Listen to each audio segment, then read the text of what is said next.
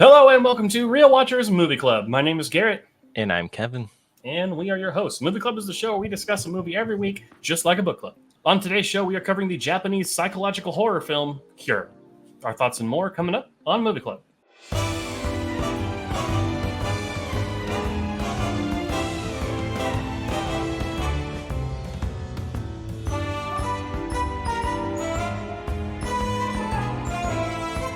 Released in 1997, Cure was directed by Kiyoshi Kurosawa and stars Koji Yakusho, Masato Hagiwara, and Tsuyoshi Ujiki. Sorry if there's any mispronunciation of those names. A wave of gruesome murders is sweeping Tokyo. In each case, the murderer is found near the victim and claims to have had no control over their actions. Following the only link, a detective tries to end the wave of inexplicable terror. It currently has a 4.2 out of 5 on Letterboxd and is ranked 198 on its top 250. Before we dive into our thoughts, though, we do want to issue a quick spoiler warning for the film. We're going to be talking about everything that happens in this movie, and I think, regardless of what we think, if you're interested in this movie at all, watch it first, then come back here. Because if you have any interest in this movie at all, we do not want to spoil anything that happens in this movie for you. No. So, but stay tuned to the end of the show to find out what we're covering next week, because I think we do a lot of classic movies on this, but it's a seminal classic. So very excited to talk about that one. Alrighty, Kevin. So Cure was my pick this week. And I picked it because it was one that was always on the Letterboxd top 250. I had seen a video from Chris Stuckman about it. It was a very big YouTube critic. And I had just seen a lot of people mentioning this in kind of like more of the cinephile circles as a, I guess a more art house version of something like Seven or Silence of the Lambs, very similar to those films.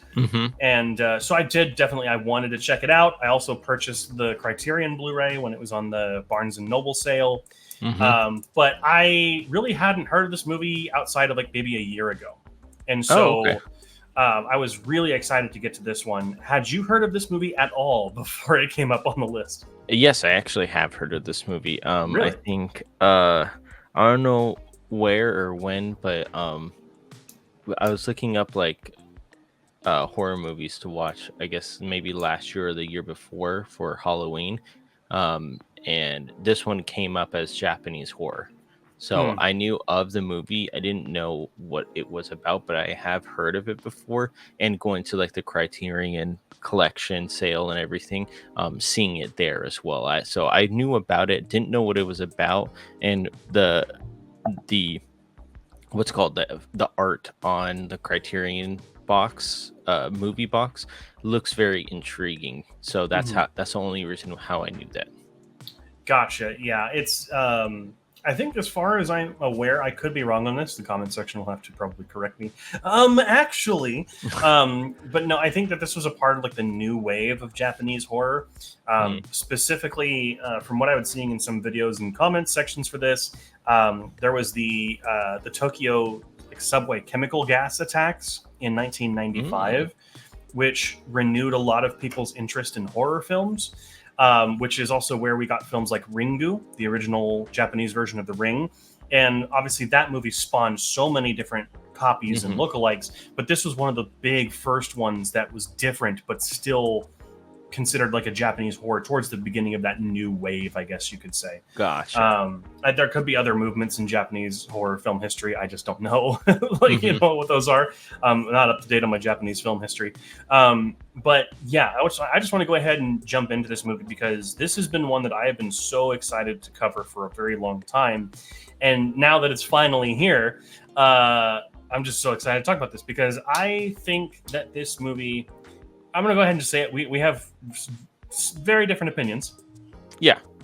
I think that this movie ticks every box for me in terms of what it's trying to do and the kind of the narrative that it's going for, kind of above the typical like police procedural part of it. And I think that it is just super powerful. And I'll go ahead and spoil it. I think that this is a perfect movie. But I also, in saying that, I think that it is important to say that this movie is perfect to me. Like it just hit me like a really, I don't know, like a really well-rolled blunt or I don't know what I don't know. I'm trying to think of something like it would just hit me like a freight train. But let's go ahead and dive. Kind of, what were your first thoughts after watching it? My first thoughts after watching this is I need to rewatch this again, and not because I missed something or it was that long of a movie. It was just I felt like I missed a couple of things because I was reading the subtitles. Now, I'm not saying subtitles are horrible or anything like that, but coming from their Japanese native language, putting subtitles in English, I have to read it a lot more often than just hearing it.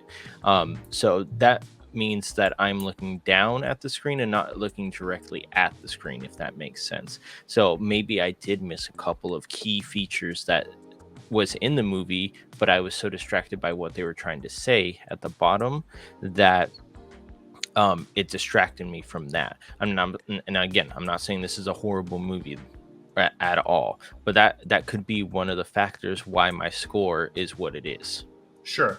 Mm-hmm. There's definitely like there is a lot going on visually, and so yeah. I think it is definitely it can be hard at some points to kind of read the subtitles and look at what's going on. Mm-hmm. There were a few points where I had to kind of like rewind it 10 seconds and then Yeah, but first of all, this movie is absolutely gorgeous.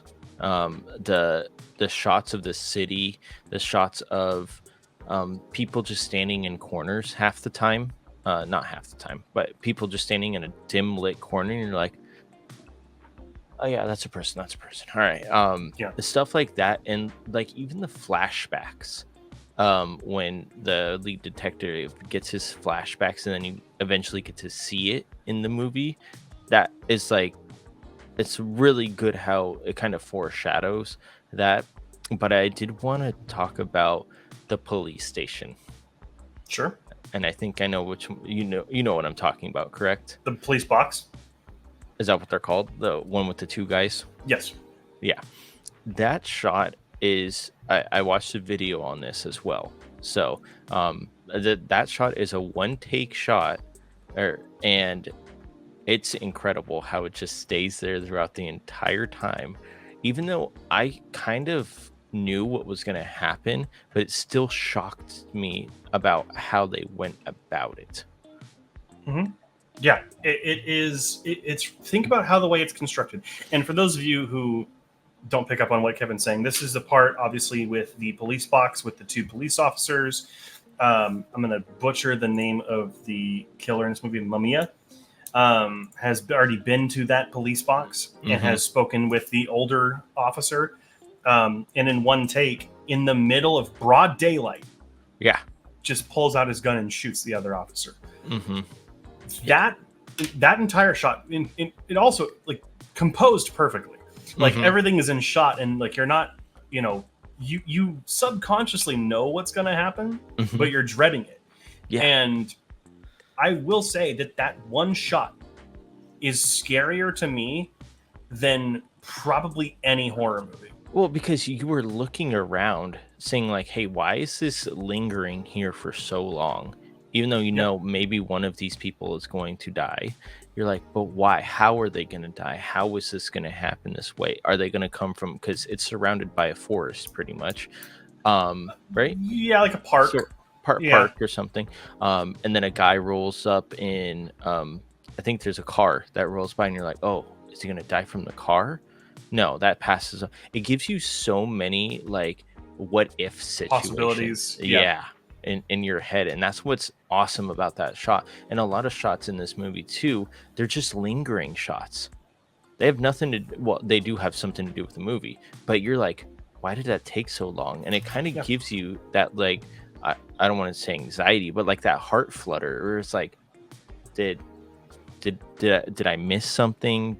Was I supposed to see something? And that's what I like about some horror movies or psychological horror movies, is like, well, you can go back and be like, okay, there was nothing there this time. Yeah. But in another scene, you can be there and be like, I didn't see that last time.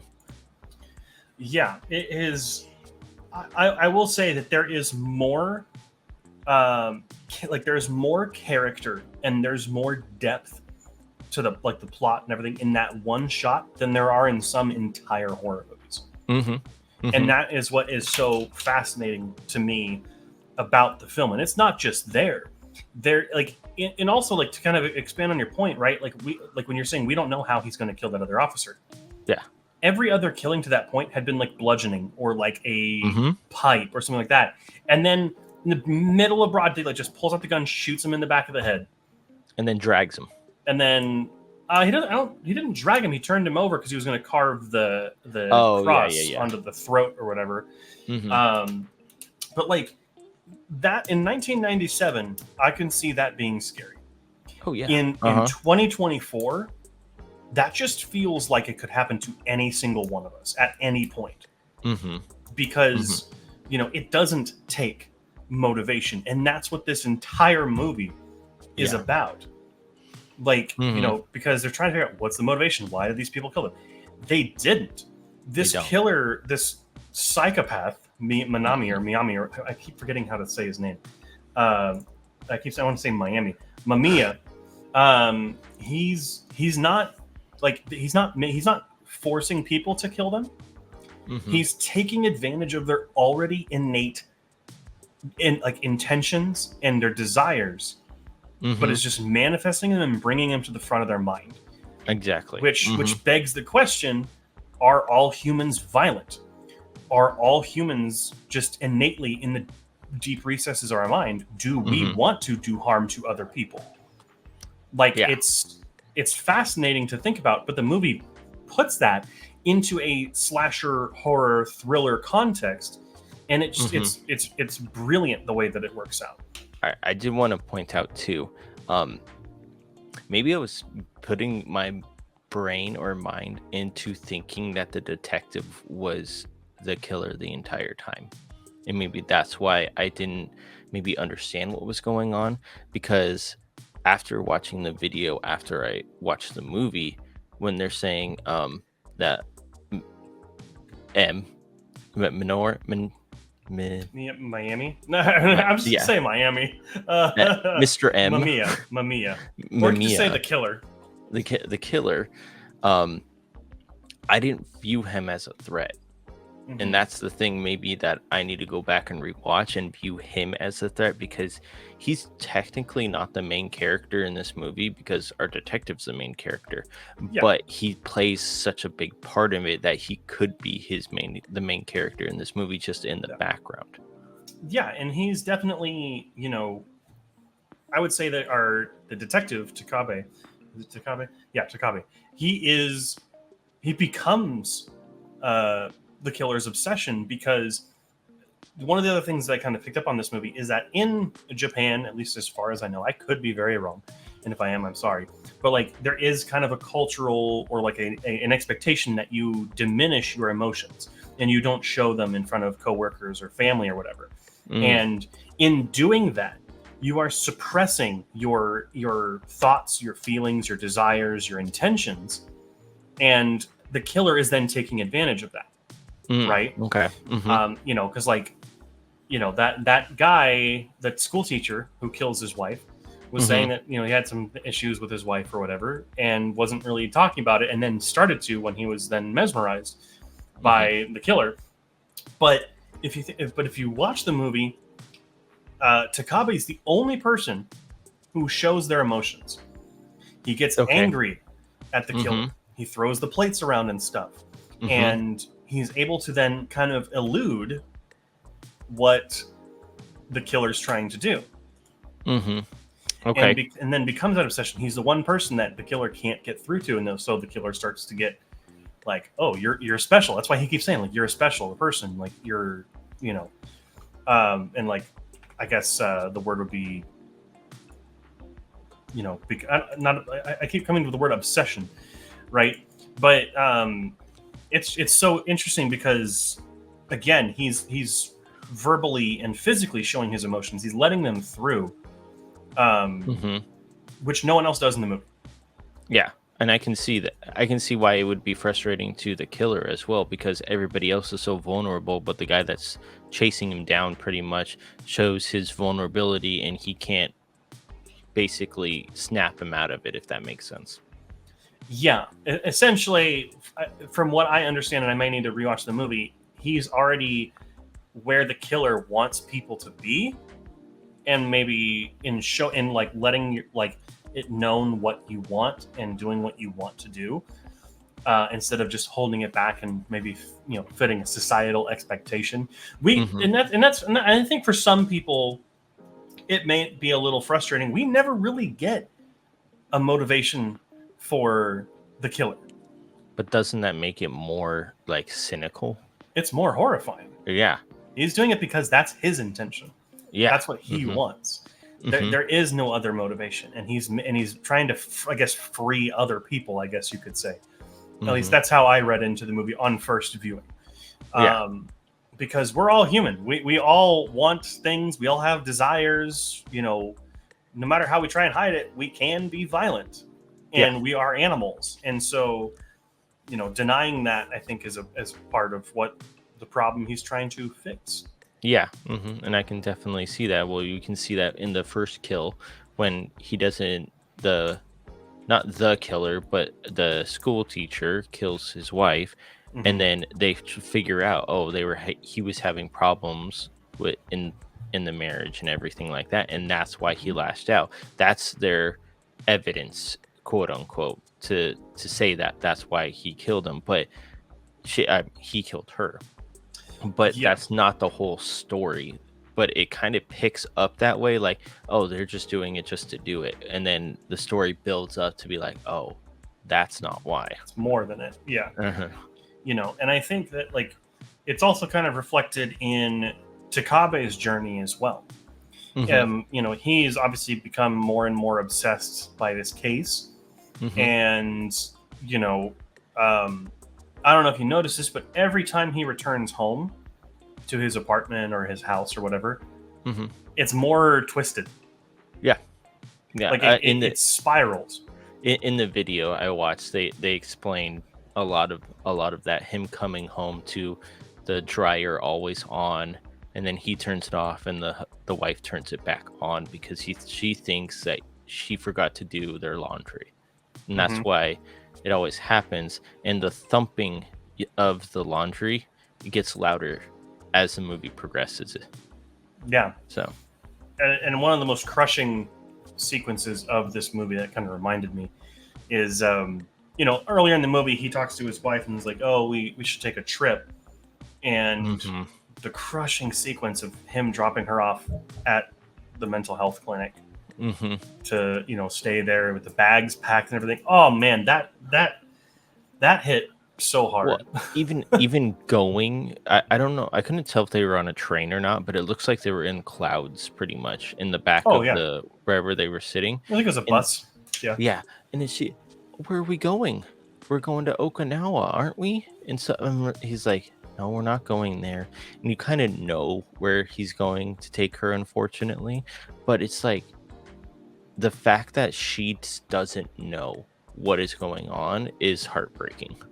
I would also like to think too that there is an element of him, because he talks about how he, not that he doesn't love her anymore, but there's also like some difficulties because of her condition.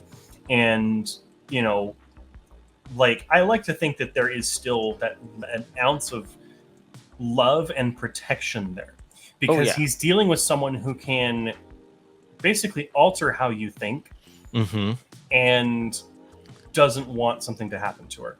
He goes home and sees the visions of horrible things Mhm. happening to her, but you know, That doesn't plan out, but yeah, he yeah, could be saving her because he can show that vulnerability to the killer, and then he can capitalize on that, which I totally understand on his part as well. But yeah, see. I have to rewatch this movie because it sounds like we're both like agreeing with a lot of things, um, and maybe I just didn't see it, if that makes sense. I was reading instead of seeing it. yeah. And I think that we might be over stressing about you know like a plot. I think it's more so like a slasher killer horror movie mixed with a police crime procedural but it's using the slasher killer to depict this downward spiral of the detective, of Takabe, and it is, and I think it's brilliant in what it's trying to do. You know, sometimes a plot doesn't always have to be so explicit in what it's trying to say, more in what it's trying to show, which is obviously you're in a visual medium, so you should be doing that. But yeah, it's so good, and I was not expecting the blood and gore to be as good in this movie as it was. There's the part with the doctor in the bathroom. Yeah. Oh boy. Just lifting up a dude's face. Oh, it was so good though. It was like, because she would know how to do that stuff, so she would precisely do it and everything, and it was so good how he manipulates everybody to do what he wants them to do. That it's just cool. Well, it's not what he wants them to do. Well, it's what they want to do. Free their mind. Yeah. Yeah. I mean, he's obviously going to prey on people who are showing some sort of sign of something. But I also do want to point out there is a point in this movie that is not a jump scare, but it made me jump. What? So there's the sequence when the killer is talking with the doctor, and he fills up the glass of water. Oh. And he tips it over, and when the glass hits the counter, I don't know why, but it made me jump. And it's props to you, Kurosawa. You made me jump at something that wasn't a jump scare. Well, did you hear the different sound that the glass made? And that's what's interesting in the video I watched too. Kurosawa used different sounds to make it act or hear like another thing was happening, or like it wasn't your typical glass falling. It was a higher pitch glass falling, and that gets your attention away from what's going on or something like that. It's very interesting. The sound design of this movie is incredible. Oh, I loved it. I loved it. We already pointed out the dryer getting louder every single time, but then also like the train crossing signal, and like also just like the visuals too. Like the towards the end of the movie, we see that like ghostly figure kind of in the windows and stuff. It's never a jump scare. It's never like feels cheap. It's there and it exists, and in that is scary enough, and I really appreciate it. Yeah, and I like going off of the noise thing. Did you hear that after? So the birds are playing in the police box. I'm talking about. The birds are chirping in the police box. Then when the gun goes off, they stop for like literally a second, and then just go right back to what they're doing. And and that's what makes it so eerie to me, because it's like this. Literally, the birds are like, okay, time to go do whatever we need to do, pretty much. And it's crazy. It's crazy to think about that. It's creepy, and it is deeply unsettling. Alrighty, Kevin. So this was my pick this week. So I'll go ahead and kind of give over my final thoughts and score first. I think that this movie is a masterpiece of tone. One of the things we didn't really talk about earlier, and I guess I'll talk about now. This film feels very similar to Longlegs, which we saw this year. A deeply unsettling crime thriller that has, in this instance, a slasher kind of psychological horror aspect. Longlegs obviously has more like a supernatural horror aspect to it, but very similar. I could easily see this being a double feature between the two of these movies. But for this one, I think like the tone is incredible. Every single scene has something that feels off in it. It's one of those movies that just creates a pain in the pit of my stomach while I'm watching it. Like, it just makes me so unnerved and unsettled. But that's by design. It's how the movie's supposed to make you feel, and it is incredible. The kind of subplots about humans denying their emotions and instincts, and then when they're actually able to let those things fly, bad things can happen. I really, really appreciate this film. The performances, we forgot to also talk about, performances are incredible. Great. And so with that, I absolutely love this movie on first viewing. First impressions, gut thoughts, I think this movie is a perfect movie. So I gave it 100 out of 100. I was very surprised. Nice. I knew I was going to like it, but I didn't think I was going to like it that much. Nice. Good. I mean, I'll to it. I mean, since we've been talking about it this entire time, I actually bumped up my score. So Hey, there we go. I originally had it at a 77, but understanding the movie and understanding the premise of it and how we are just chit-chatting back and forth about it, I gave it an 80 out of 100, which is I think 3.5 stars for me, maybe 4. It's I need to rewatch it again, first of all, because of things that I think I have missed in the background or in the shots that are lingering. For me, this will get a second rewatch as well, just so I get that, because now I know like the not the plot, but like what is happening, so I can pay attention more to what is happening in the scene for me. But again, the cinematography fantastic in this movie. The shots, camera work in this movie, fantastic in this movie. It's just the acting again, like you said, fantastic in this movie. And that's why I gave the score. And you know what? I think I'm gonna bump it up. Not now, after I rewatch it again, because it will probably get a bump up.